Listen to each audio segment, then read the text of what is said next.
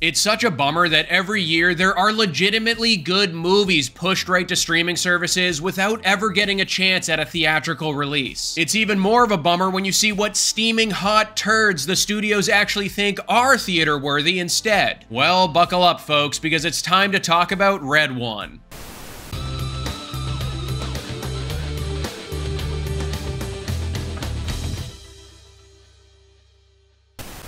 What's up guys, I'm Sully, and today we're talking about the brand new big budget Christmas movie from The Rock and Chris Evans, Red One. All you need to know about this one is that the story goes like this. After Santa Claus is kidnapped, the North Pole's head of security must team up with the world's most infamous bounty hunter in a globe-trotting, action-packed mission to save Christmas. So I'm not gonna lie, the writing was pretty much on the wall here before I even sat down to watch this movie. Obviously, I always walk into the theater with an open mind because I'm hoping to be surprised and won over at the end of the day, but come on now. The Rock, Chris Evans, a holiday setting, $250 million budget. Yeah, we've heard this bedtime story before, and it's not a good one. As a big fan of Christmas movies in general, I don't actually think they're all that difficult to make work as long as they have their heart in the right place. And I can forgive a lot of a movie's shortcomings if I'm able to have fun with it, but that's a big if. Boasting embarrassing performances, lazy script writing, and hideous visuals, Red One is truly a dreadful attempt at big budget blockbuster filmmaking no matter what way you look at it. Now let's dig into the performances here for a second because all of these actors need to be publicly named for this little crime against humanity that they're calling a movie. Every single person involved with this project is dishing out just the lowest effort, most unenthusiastic junior varsity performance you've ever seen. This routine is kind of to be expected from The Rock nowadays, unfortunately, but what is going on with my man Chris Evans? I mean, just look at the movies he's been in since Knives Out.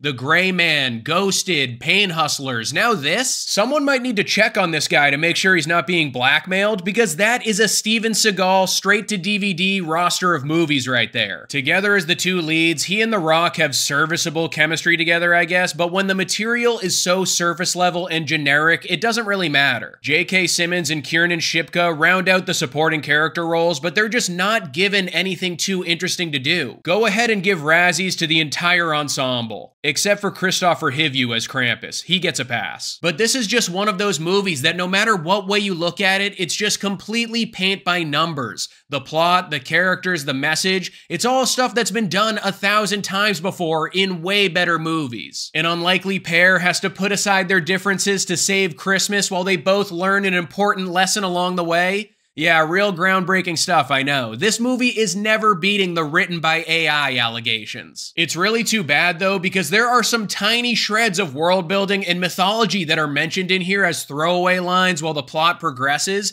and it actually comes up with some cool explanations to various Christmas traditions. And if they had leaned more into that kind of stuff, I think the film would have been a lot more unique and imaginative. But instead, they decided to play it safe and give us the most sanitized and Walmart version of the script they possibly could. Now let's talk about the overall aesthetic of this film, because when I think about its visual style, some of the names that come to mind are George Miller, Guillermo del Toro, David Fincher, and by that I mean that the three of them would collectively vomit while watching this absolute splatter painting dumpster fire of a movie. The overabundance of green screen and CGI characters running around creates this manufactured and uncanny valley feeling for the entirety of the film that it takes any possibility of immersion and just throws it out the window. It just looks really bad. I don't know any other way to say it. I mean, compare it to something like Gladiator 2 that had a very similar budget, and that's a movie that actually looks and feels like a $250 million big budget blockbuster. I seriously do not know where all of the money is going after seeing Red One, and have to assume that someone just pocketed the vast majority of the funding, leaving the VFX team to operate on a shoestring budget.